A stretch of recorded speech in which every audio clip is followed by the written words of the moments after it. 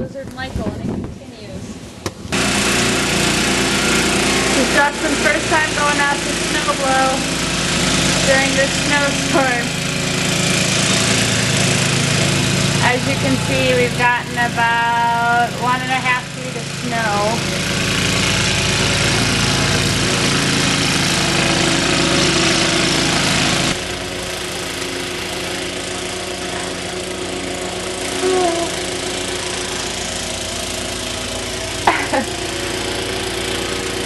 Oh my gosh, I'm getting some footage of Justin here. You can't see him because the snow just blew in front of me.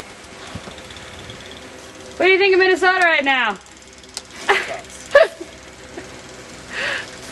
That's a lot of snow.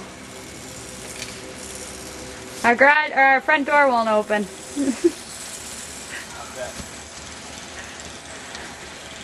I wouldn't worry too much about it. There's our sidewalk somewhere in there.